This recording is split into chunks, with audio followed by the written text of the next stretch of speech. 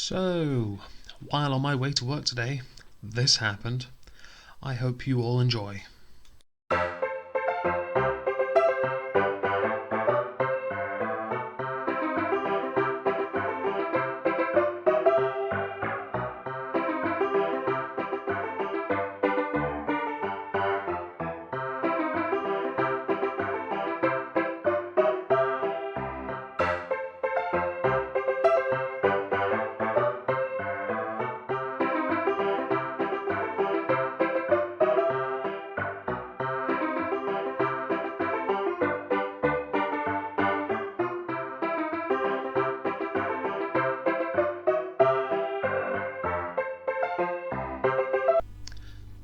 So, there are some links to articles in the description.